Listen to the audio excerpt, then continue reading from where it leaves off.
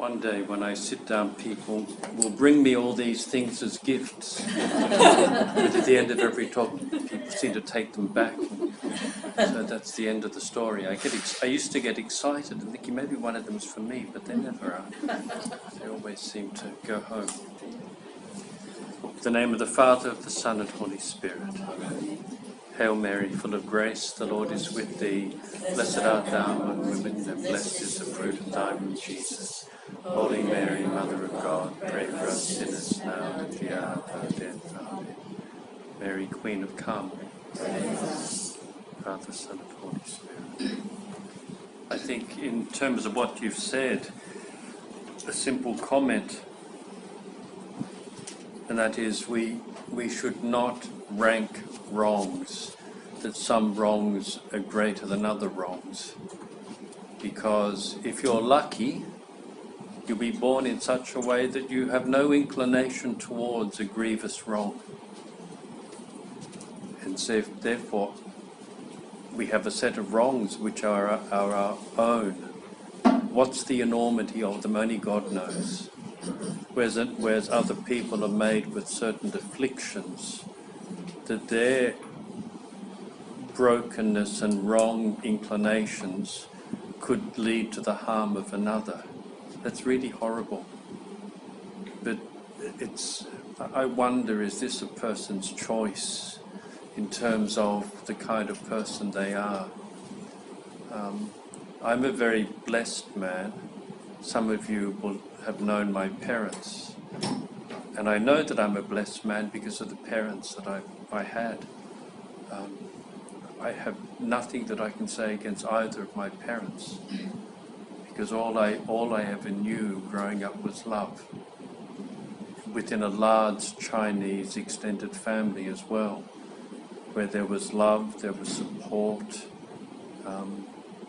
in a family in which on both sides of the family, with must be about 40 first cousins now, or maybe not 40, at least 30. And looking at my parents, my aunts and uncles, and my cousins, only one marriage was dreadful. And that's because of the family, kind of. So I look at myself and I often think, I can't judge any of these people because it's not part of my experience. I was saying to Aloysius, now that I'm a bishop, I have to ponder these things. But I don't know how to think about perpetrators because I don't understand. So therefore I can't judge. Only God knows. Only God knows. At the moment my present thing I'm dealing with is an alcoholic. And, that's not a big thing compared to other things, but it's not his choice. It's it's in the family genes, and so kind of in what way can I as a bishop, or can any of us, point a finger at anybody, even though the things are dreadful? I don't know what it's like to be an abused person. I don't know what it's like to be a perpetrator. But our job in all of this, as Aileen has said, is to carry each other's cross and to walk with each other without asking questions, without judging. Because the judgment that I give is the judgment that I will receive. That's what the Lord says to us. So yes, kind of when we're dealing with and talking about human failings, we're dealing in principle with something which is, unless the failing that we're looking at is a failing that you have, it's a mystery. It is a mystery. And I would say, thanks be to God for Jesus Christ. Otherwise, we'd be running around exterminating people. Because that's the other option, isn't it? And that's the part of the history of the world. Exterminate difference. But Christians can't. And when you stop to think about it in response to Aileen, it's because I don't understand it. And all the gospel asks me to do in my own way where possible is to love. That's all it asks me to do. And that's the only thing that I can try to do. And it's very hard to love when something before you in the eyes of the world is almost unlovable.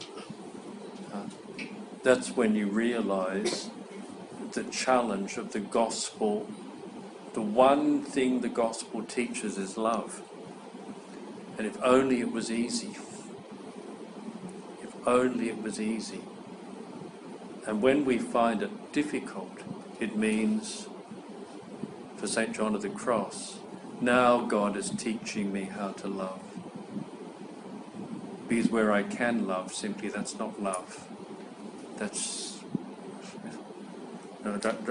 love is this man who gave up his own life out of love because he loved somebody more than he loved his own life.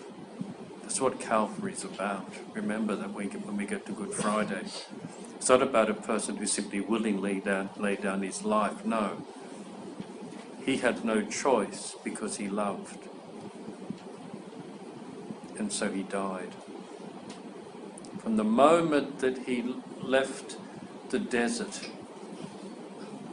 his leaving the desert was a simple statement: I am your beloved and you are my beloved Father. And that means quite simply, I love you more than I love myself. You are more important to me than my own life. And we're not surprised what the end of the story is, because it's what happened. So, yeah, I mean, Aileen, this is all great mystery, and God will come and show us as he did to you this morning. Thank you for that. That's yesterday's gospel, isn't it? All the listeners to the parable said, what's good in this young man? Ostracize him, kick him out, treat him as a servant at best. But what did God do? No. And that's the struggle, isn't it? It's the same kind of thing. Jesus went to the lepers. Jesus went to the people that everyone else could not love. Now, I don't understand. I've now met perpetrators, yes. And I recognise in them goodness, in fact. But something's amiss, something's wrong. Now, the church has to reconsider many things in its moral teaching. For example, in the vote that we had about same-sex marriage, if in fact sexual orientation is not a matter of choice, it changes the moral content.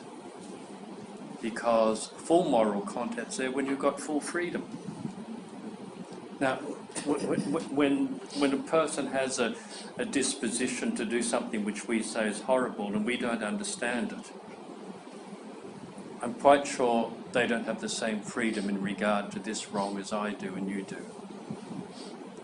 And that means immediately I'm now on grounds from which I cannot understand, and therefore I cannot judge because I don't know. I don't know. That's the problem. This problem, kind of the older I get, the more I don't know. But the only thing I do know these days is how to cook fried rice, and nothing else. But in moral matters, when we in fact don't know, we can speak about the objective reality of a certain kind of wrong, but that is not an objective reality about the wrongdoer. So, Bishop, can I just ask you, I understand that where you're coming from is the part of love, and I get that, but are we not to, we still need these people to face up to the laws Yes. of our country, and that says that you must be in prison for what you've done. Yes, correct, and they are in prison. They must be there for what they've done. Because we can't not do that. That's right. We just have anarchy. That's right. But what do we do when they come out of jail?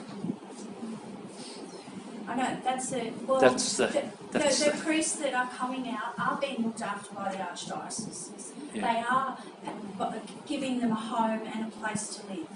Because... But do we go and embrace them? That's what struck me yesterday. That's what the Father did in the parable. But when you say embrace them, are you also saying to give them back their ministry? No.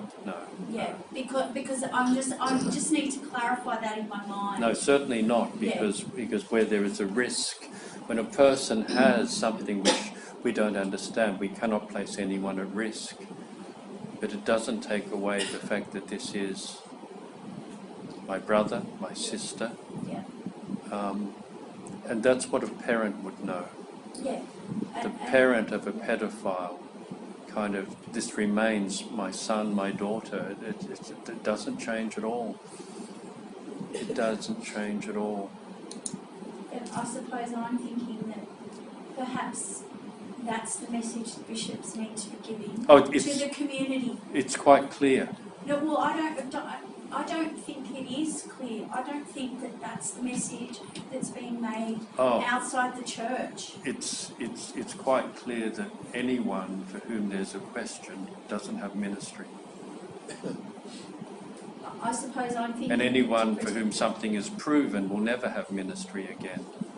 Simply because, quite apart from the law, they can't because of their disposition. An alcoholic can't be put in charge of a bottle shop.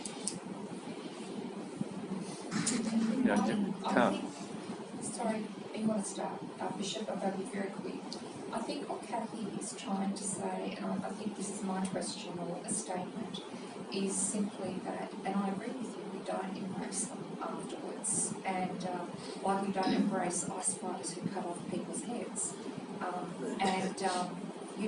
but I understand where you're coming from, but how do we, and this is where you're going to get to today, this is who we are as Christians, as Catholics, and if we're to walk in the way of Jesus, that is how Jesus is. But how do we, in today's society, with so much noise around, we go and show any compassion to others? How can you help us to do that? Okay, we would do that in the next step, because the answer is it's not you that does it, but there's someone else that does it through you. What I want is not that anything that I do in my diocese is me, but I do want it to be Jesus doing it. But, in the midst of all of this, it's becoming very clear in difficult times that to be a Christian in the full sense of the word is probably the most difficult thing to be. Yes. Because what we're aiming for, what our motto is, what our Lord and Master and brother and friend is, I think I should go and do something else.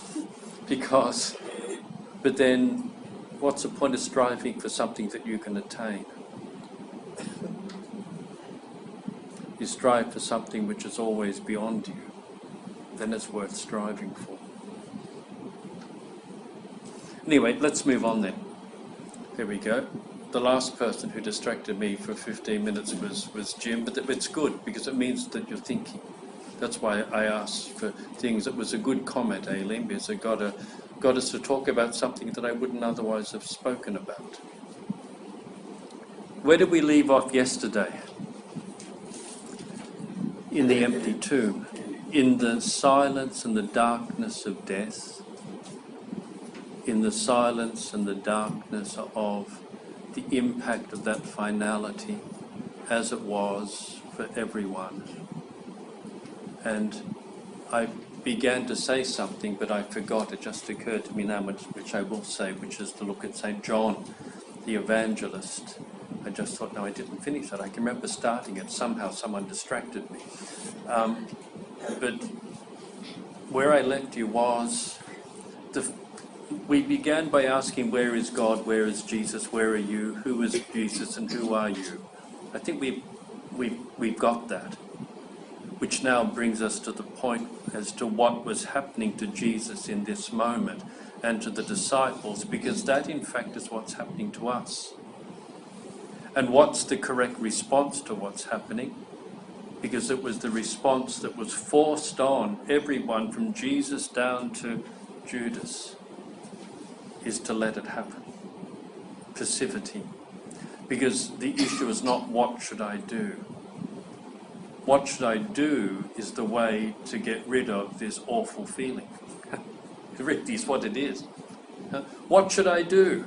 Because I want to do something because it'll make me feel better. But the simple thing is, I don't know about you, but I'm meant to be feeling like this and I'm not meant to be feeling better. I know that. Because it's a hand of God.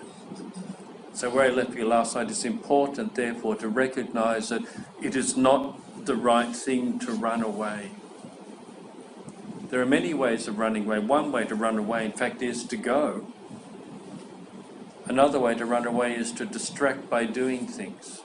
The doing comes later, because doing now is me doing and you doing, not God doing. Because this is so powerful. I believe there's something radically powerful happening in the church at the moment, which will bring about change. But to let you know where we're going, because it will bring about change not because we choose to change, but because we will be changed. That's authentic. It will not be a fabricated change, even though a certain administrative change is necessary.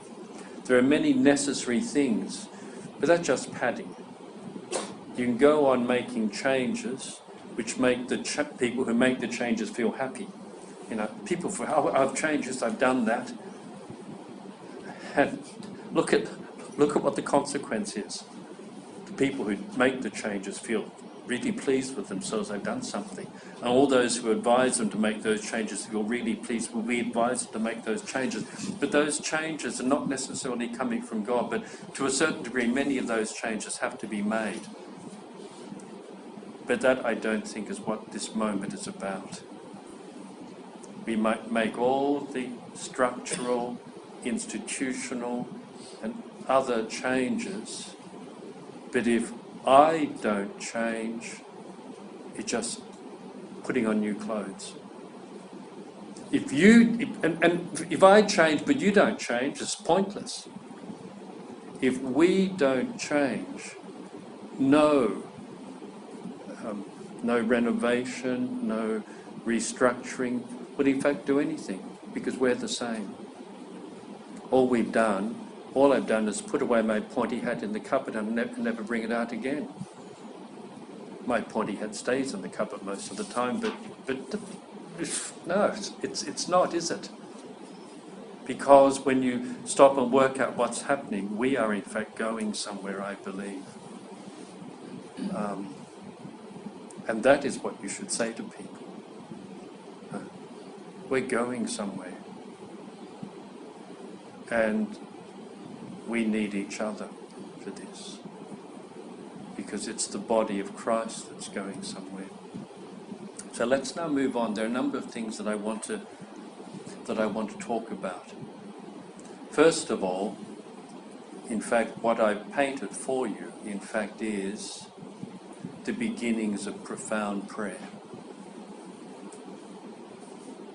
Because profound prayer is not many words spoken. Look at the Gospel of St. Matthew, chapter 16. When you pray, do not say many words as the pagans do, who think that by saying many words they will be heard. That's an implicit reference to 1 Kings 18, the end of the chapter, at the contest between Elijah and the prophets of Baal. And the prophets thought, we do more things, we say more things, we gash ourselves and will be heard. And the taunt of Elijah, God can't hear you, make more noise. And so they make more noise. And of course, nothing is heard. And Jesus implicitly is saying, that's what the pagans do. But when you pray, go to your private room where you're alone with God, who sees all that you do in secret.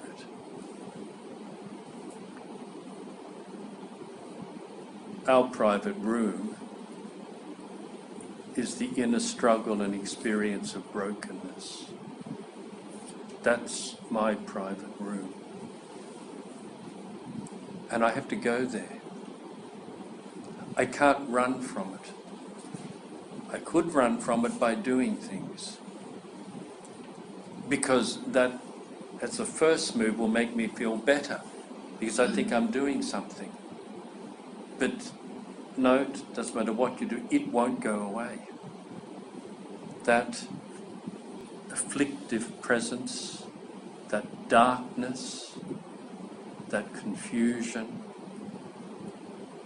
that emptiness remains, because that is your private room. I see someone down the back nodding, because that's where we're called to go.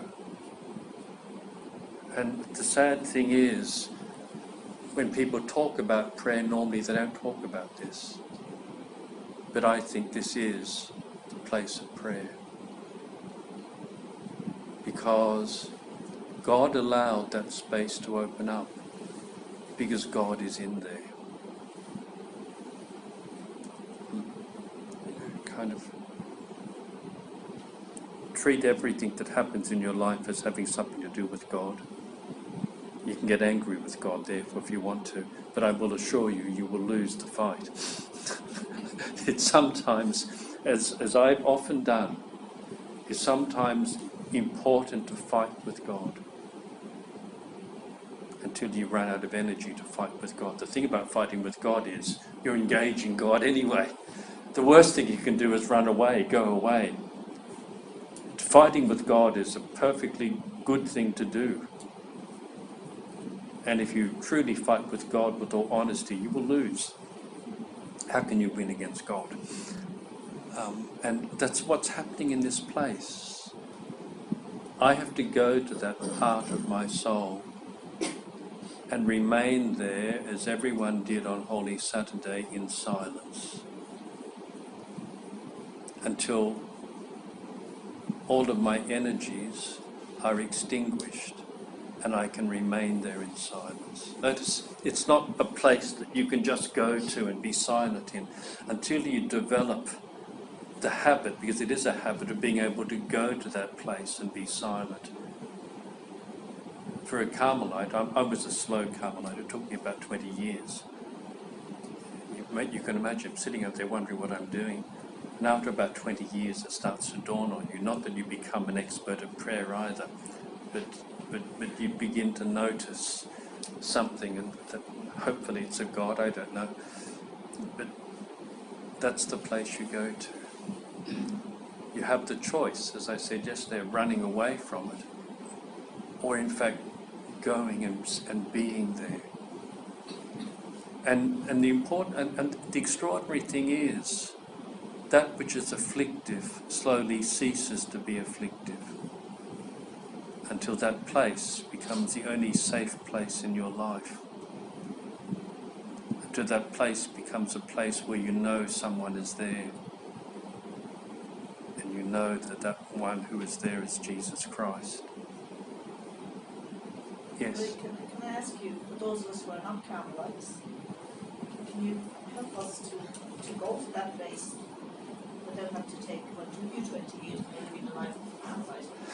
That's because I'm slow. I presume all of you are much faster than me. No, but I'm serious. Just like I don't disagree. Let me give you an example of it. Yeah.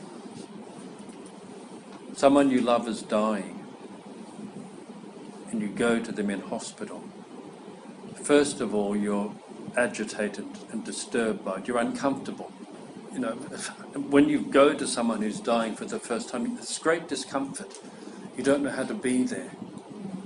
But you know you have to be there because you love them. In fact, there's nowhere else that you can be but to go and be with them.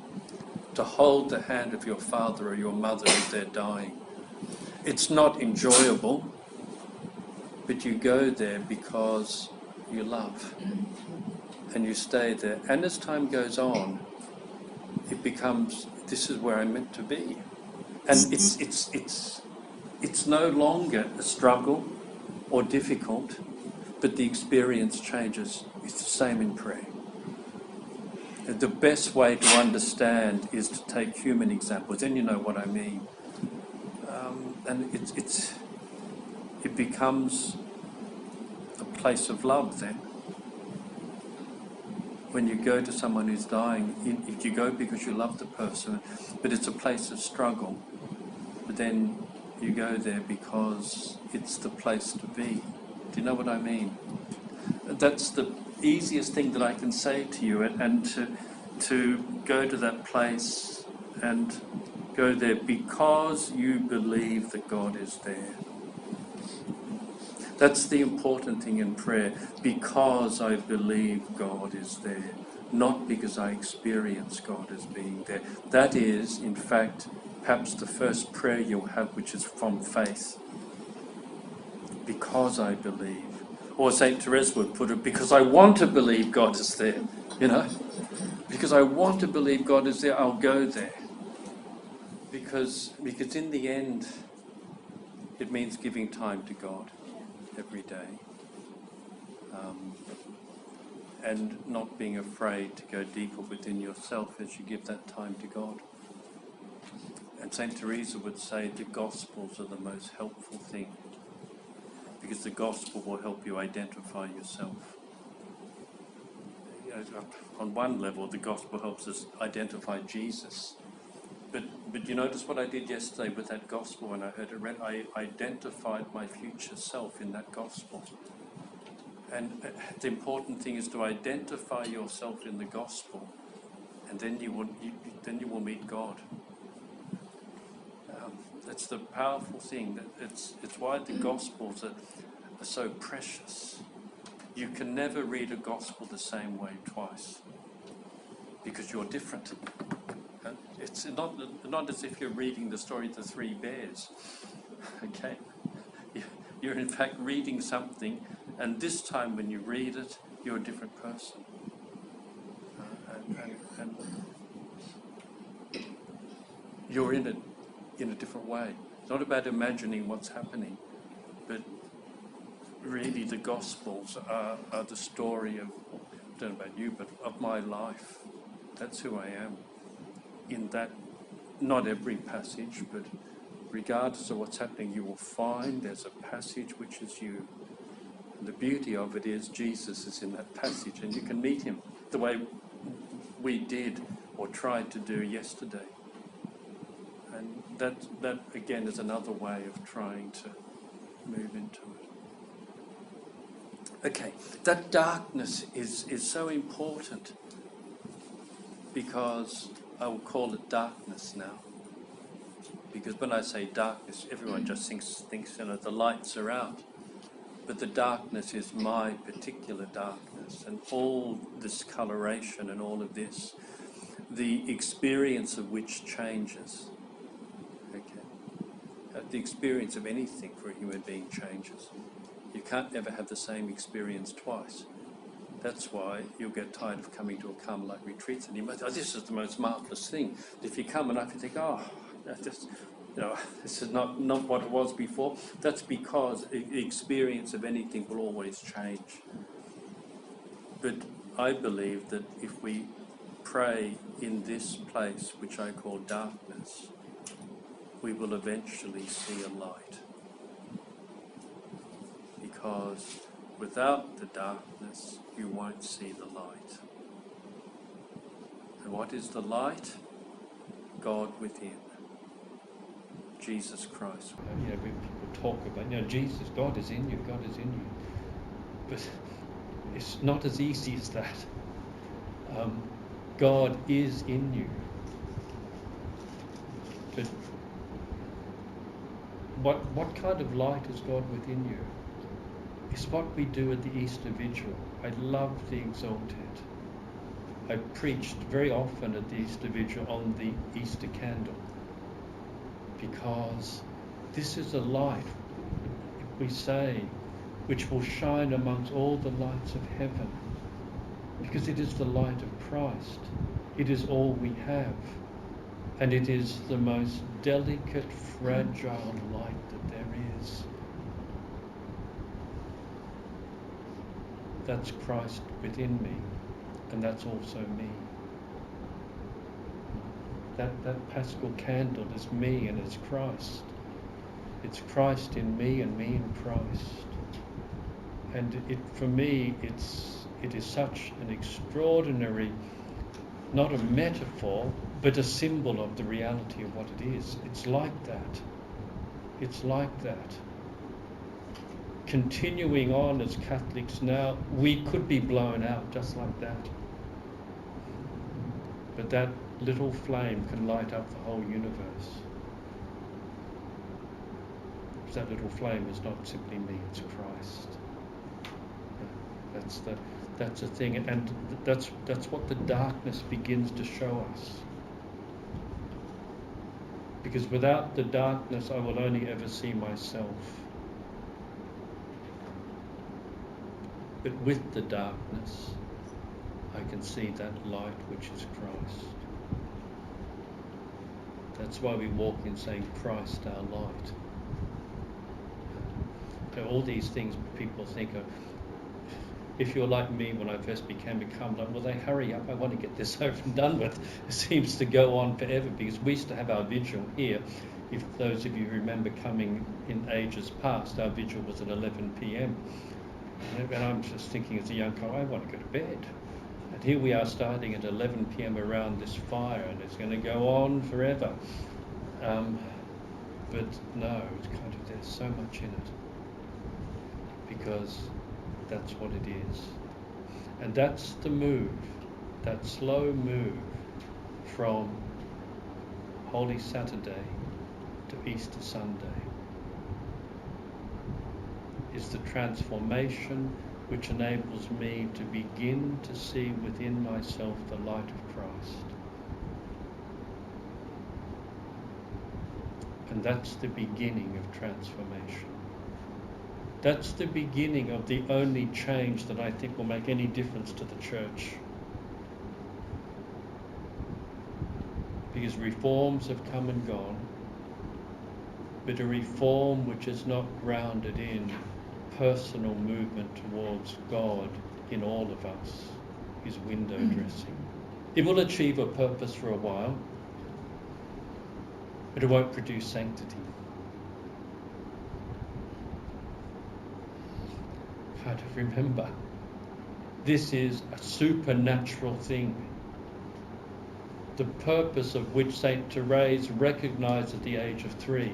The only thing I want is to be a saint, she said. Selfish brat, you might say, but she got it right. You know, that kind of the criteria, the goals, the aims are different. Call us an institution if you will.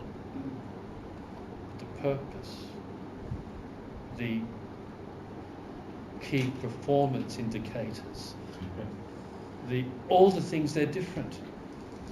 They're different. Do you see what I'm saying? Because the purpose for me and for you is different. It's not like my 2 friends, the dentists, had to go early. I can say, no, it's not like going to the dentist. At which point Greg Murray, sitting down the back there, would have started giggling. They had to go early this morning. But it is what we are. Now let's move on to something very practical. Because in order to get to this, we have to struggle with the affliction which is present now, and I can see it on some of your faces, because this is the reality of Christian life. And the answer is not simply the prayer that I'm talking about and the recognition that I believe that this is what is happening. But the important thing is what Therese did. And she writes about it in manuscript C of her autobiography, The Story of the Soul. It's also contained in her last conversations. And it basically goes like this. When it seemed to me that I didn't have faith, I wanted it. It's a very important thing. For many of you who wonder whether you've got faith, you must want it, otherwise you wouldn't be here. For many of you who think that you've lost your faith and want to give it up and you're still at Mass, you've got it because you want it. But you don't know what to do, that's the thing. Therese's answer was very simple and it's brilliant. When I didn't have the experience of faith, I could still do the works of faith. And What are the works of faith? Love.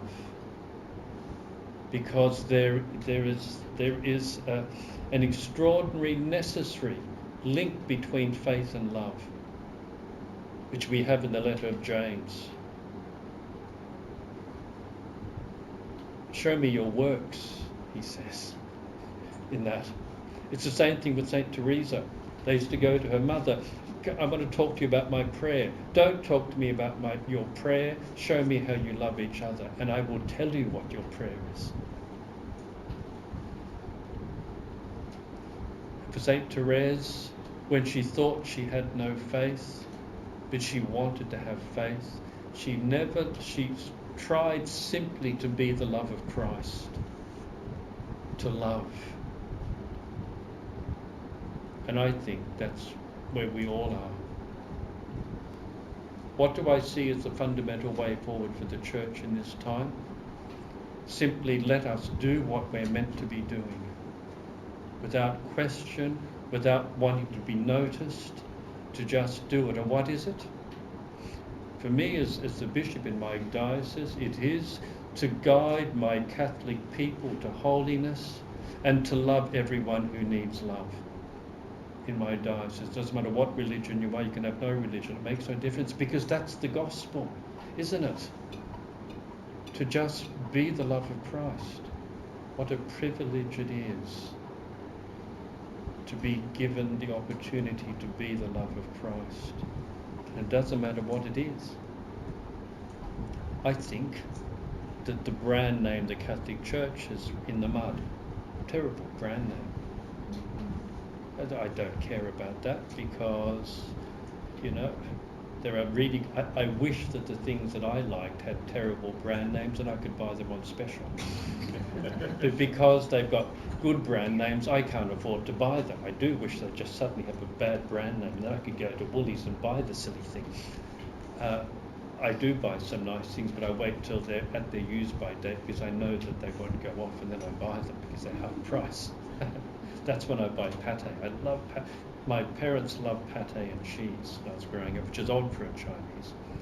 And I love cheeses, but they're expensive. And I suppose I could afford to buy, but I'm not going to buy expensive things. But I go to Woolies and I check, oh, look at that. Half price, because it's hit its use-by date. I look at it, it's got another 3 weeks left to it. And I buy them at half price. So you wait until the name is bad. You wait till it's had its use-by date.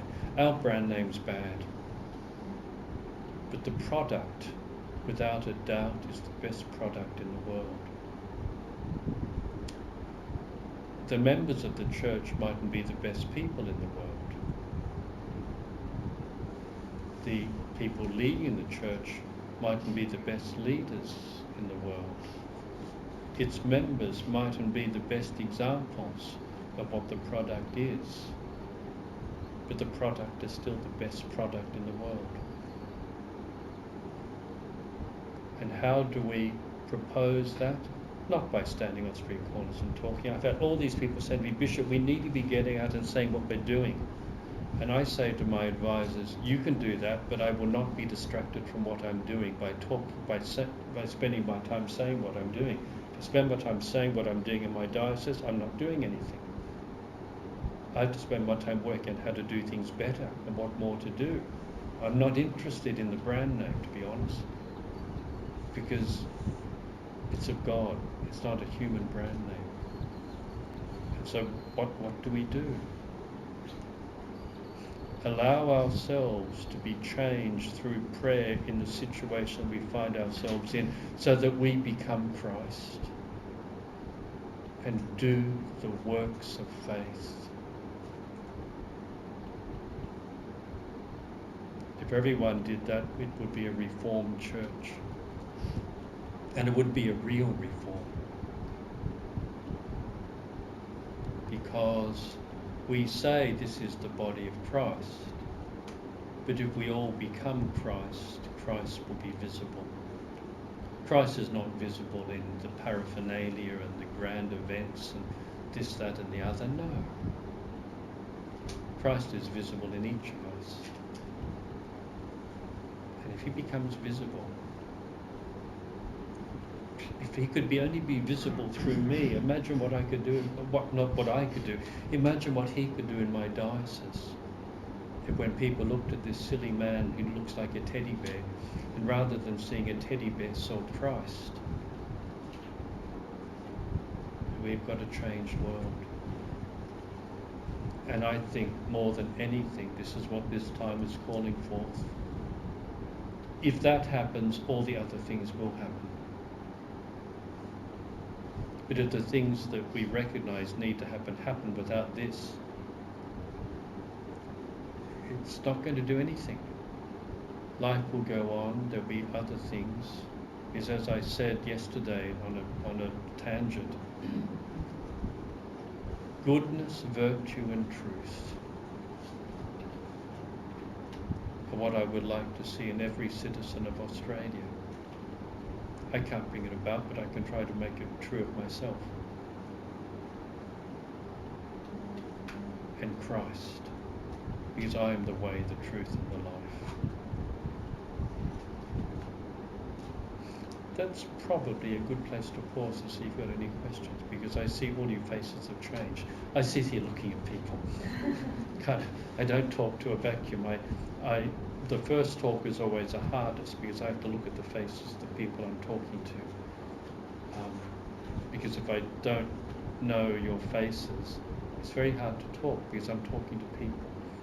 Kind of in the Diocese of Lismore, as one priest said, the diocese has kind of become a retreat centre, you know, because I am giving talks which are beamed out to the whole diocese, which are available on YouTube. I'm trying to give formation to my young adults, 18 to 35-year-olds. I'm giving formation to the school principals and the RE coordinators. In the chancery itself, I'm trying to make my workplace into a family of Christ. And so in such a way that even two who are, there are 3 non-Catholics. One of them now wants to become a Catholic. The other 2 are very committed in their own kind of Christian denomination. But both have said, this is the nicest work environment we've ever had. And it should be, because this is the church. You know, this is a place where people are meant to love each other and be friends with each other. So there, and within the parishes, I go there and I give talks in the parishes. It's not it's simply that I'm trying to build up the spiritual life of the diocese. And every time I come here, you ask Sister Nora, they always want to pay me. So I don't pay me. Carmelites don't get paid for their work, but you can pay for my airfare. And I say, don't give me money for the airfare, give me books. And I go back and I give away 3 books to people all the time. All my school principals have got Ian Matthews' book, The Impact of God. All my priests have got it. And my staff have got books on spirituality. And anyone that I talk to, I give them a book. And I say to them, when you finish it, give it to someone else. Because I'm very well aware that the way forward is not by having events. The way forward is personal relationship, which has to be, in terms of the shepherd, personal relationship with the bishop. Has to be. And that's hard because there's not enough me. Yes. Bishop, you can't be everywhere and be with everyone. No, I can't. What you're doing, I think, is trying to guide us to it. But we can't be like you. It's going to take us a long time, and we don't often have in our busy lives. So we've got to make time to understand that. We've got to make time for this. And do you tell your brother bishops what you do? Sorry. Do you talk about it? No, not unless they ask me. I said, you ask me. But I have told my brother bishops about this new way of thinking about what's happening, because they're at sea also. They're very good men. They desperately want to do things for the church and for the people. But like most of the church, they, like you, feel trapped. They don't know what to do. and they're looking for something to do. And I keep saying to everybody, but find God in your own prison if you feel trapped. Find God where you are. For me, as a, not only as a bishop, but just as a Catholic, my first concern in terms of the Catholics in Australia is it would be terrible if anyone left the faith. People have. And the first thing to do is to try to firm up the faith of those who are practicing. The first thing is not to bring other people back, because that I think is in God's hands. Don't try to do what should properly be in God's hands, but do that which is within your hands. And for me as a bishop, it's to firm up, to support and walk with my little flock that's suffering. And it's all the people, the priests, the people, the other bishops. The first thing is to, as Louise said, to carry it together. Because it's us. It's not me. It's not you. It's us. And that sense, if what's happening will bring about an authentic spiritual community, then it's good.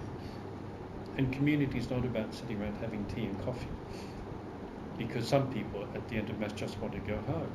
You can't convince them to do something. I was like that before I joined the Carmelites. I went to the shortest Mass possible on Sunday, and as soon as I went home for breakfast. I didn't want to talk to anyone. I've done my bit. I just want to go home, because home was so good. We're going home for breakfast, because in those days Dad wasn't a Catholic. Dad became a Catholic just before I was ordained. So Mum and I would go to Mass, and we'd rush home because Dad would be cooking his breakfast because he didn't go to Mass. So we just wanted to go home and have breakfast. We didn't want to talk to anyone. So kind of what is community? It's community which is community because it is Christ that makes it. And Christian community develops because I love and have friendship with Jesus Christ. And if you do, you're also my friend, because we are both friends of Christ. It's not so often when people try to put together community, the model is a societal community. In part, that's what we do want to have. But if the Christ-centered part is not there, all it is a societal community. Oh, that's fine, that's nice, and you can support and do things for each other, but it could be much more. I suppose in one way one of your comments concerns me a little bit, because you said, let's not worry about those people that have already left the church. But I find that really hard, because my job as a Catholic, my job that God has called me to do, and Pope John, the second call is to evangelise. Our domestic church is the biggest source of evangelisation that we possess. So if I reach out to my fellow Catholics who maybe aren't going to Mass, and this is a way that we can reconnect. Yes, what you say is correct. Forward, we should be doing that. But I think we do it by shoring up ourselves first. But I think they also need to see and need to hear. Yes. That No. things are happening. Like saying that we're just going to pray about it. No, what you say is right, because that's not what I said. What I said was that for me, my first concern is that we don't lose more people, that we strengthen ourselves, and if we are in a better spot, we can evangelise. You can't evangelise if you no longer want to be in the church. But we can evangelise.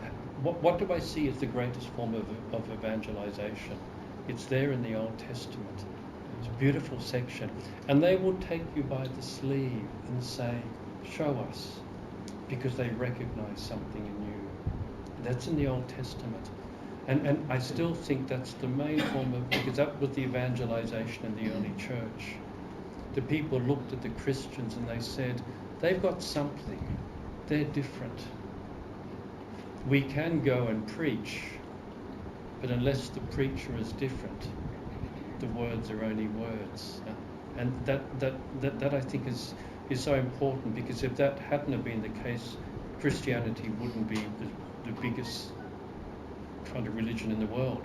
It's just that people saw the way they loved each other, the way they did that, and they were in fact a sign of contradiction and of love in the late antique period of the Roman Empire. And people flocked to them because of what they saw in them. I think we need to evangelize by saying and doing things. I think they need to see Jesus. And they will see Jesus in us, please God. And that's, I think, is the most powerful way to evangelize.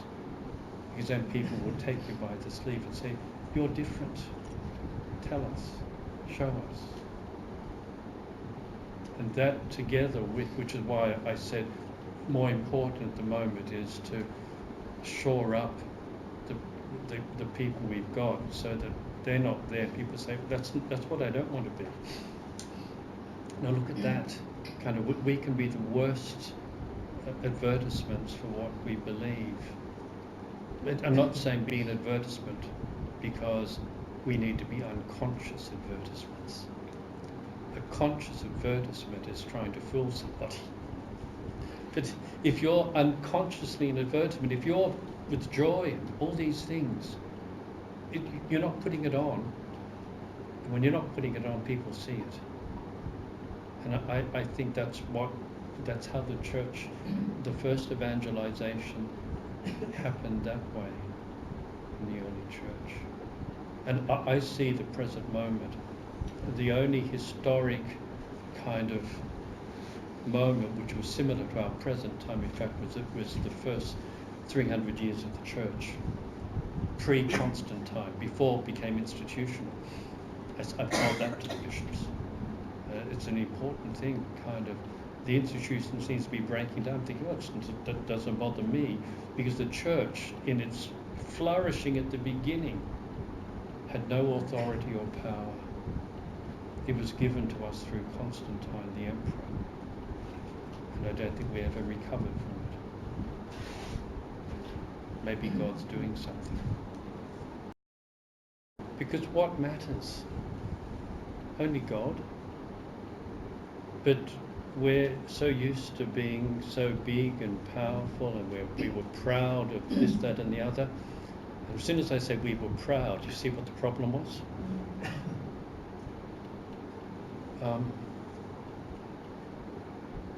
And I think that happens that's just human nature. It's not peculiar to the Catholic Church, it's all institutions, all human things, kind of, we have by nature an acquisitive inclination. We want to own something. That's a peculiar thing, that people steal artwork. Why can't you just look at them in the art gallery? Why do you have to have it? Someone sees something beautiful, I want to have that. We all know what that is, because we've all got it. Isn't that, I'd like to have that. That's what's behind lots of the things in terms of religious things. My religion is mine, therefore I want. No, it's not. Yeah. Kind of one thing to remember, it's not simply about me. I'm in a country diocese. And being in a country diocese, I can know every one of my priests. I can spend a few days in every parish. I can meet every one of the school principals. I can do these things because it's not like Sydney Archdiocese, where you've got a few hundred priests and you've got this, that, and the other. That's the problem with the makeup of the diocese. In some, it's almost physically impossible, because you just can't get around and do this. I'm blessed that I was given a little place. And I intend to remain a little man in a little place. Because if I end up in a big place, I won't be able to do anything. I think the church.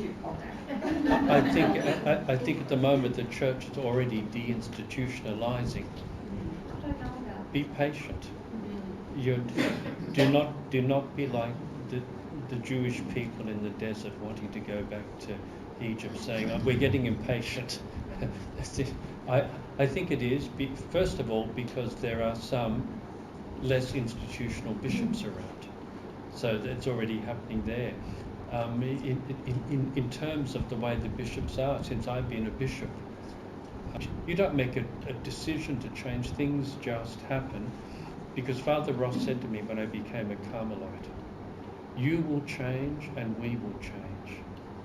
So every time there's a new bishop, the bishop, man who's made a bishop changes and the church changes. But the church is so big, it's not just a diocese. The change will move out. Suppose in some dioceses it's actively becoming less institutional. And that will make it, in fact, it will start, that kind of thing will start in the country dioceses because it's more possible. You know, there's less to hold in place and less to do. It's harder for it to happen in a city diocese because there are so many things that have to be done. The church is in fact doing, without people realising it, so much in the cities. In terms of its charitable outreach, its education, it is in fact doing so many things. I think I'm doing a lot in mine, but I look at one of the city dioceses and say, thanks be to God I'm in the country. And it will happen slowly. And the other reason it will happen is because you will slowly no longer have an institutional relationship with your priest.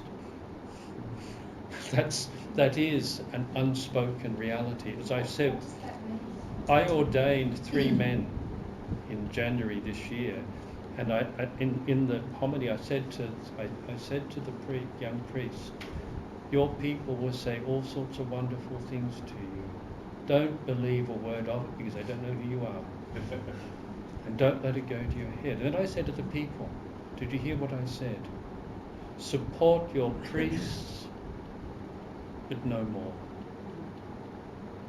Because the way you are to them is what they'll come out as. So kind of we speak about clericism, we speak about institutionalism and that, but it's not simply that it's imposed. Young priests are formed into this way of thinking and being because it's the way you love them. Don't. They're just another. I will not let people treat me and I wander around like a bishop. I can't stand someone even thinking of kissing my ring. I have to go home and wash it. But you know that kind of attitude. Even with my priest, no, we'll think this out together. I'm not going to tell you what to do because I don't know. If I've got an idea and you don't agree with me, tell me because it could well be wrong. You know, it's that, but it's the way you are to your clergy also is an important factor. And if you're saying we need to deinstitutionalise, we'll put it into practice in the way that you are lovingly affirming and supportive of your clergy without institutionalising the man. Because it's a two-way thing, because the church is not going to collapse. Because it's not ours, it's God's. And I can assure you, if you study history, it's been through worse things than this.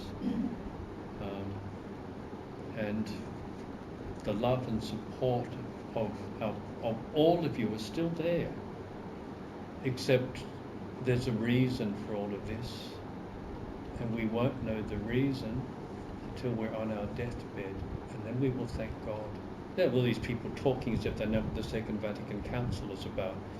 I don't know what it's about, but we will know when the Third Vatican Council is over. Not until then will we know what the Second Vatican Council is about. Otherwise, everyone's got their opinion on it. Chou En-lai, when asked, when he went to France, the Premier of China, the first time, he'd studied there, so he spoke French. They asked him, Mr. Premier, tell us what do you think about the French Revolution? And he said, that wasn't even 200 years ago. Can't comment yet. We have to have, and the church as well, we have to have a big view on things, because that's God's view. If you try to enter the place of God, and this might sound kind of heretical, but try to think as God and Jesus Christ would think. That happens, for me as a bishop, that happens. And it happens when I know that there's nothing else I can do. And then I do. There's a wonderful sense to recognise when you have no choice. When you have no choice, there's nothing to worry about. When there is no choice in the presence of God, you must. After due prayer, that's what I do. People say, some of my priests know what I'm doing. You're okay? Yeah, I'm fine. Because I know that I must.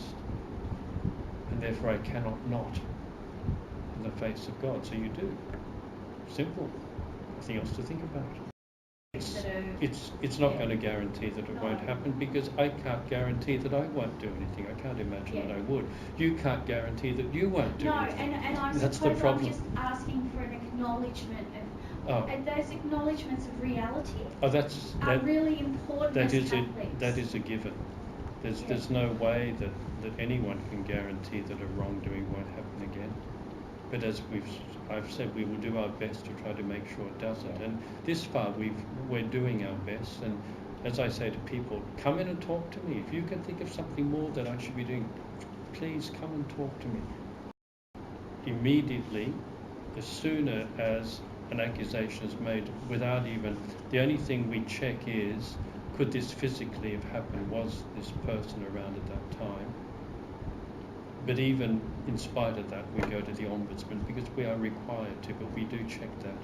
And then we go to the police because there might be something on the record, and the police are then notified of it, and it becomes something... Well, the police also investigate whether it's possible that the person was around, because that's what they're required to do. And so it goes through that. But that's automatic. That will happen on the day that the accusation's made. Yeah. And so there's, in terms of that, I don't know that there's anything else we can do at that point. No. But when it comes to compensation, we don't fight. Hopefully that's one of the biggest changes, that we know in the past it was covered up. It's not now. Hopefully that's one of the biggest. It's not now, because throughout Australia those two things happen. And then if an accusation's been made, what do we do with the person that the accusation's been made? We ask the police. We don't decide. Is there a risk here, or should we wait until there's been some kind of investigation? The police will tell us. Glory be to the Father, and to the Son, and to the Holy Spirit. As it was in the beginning, so shall be, world without end.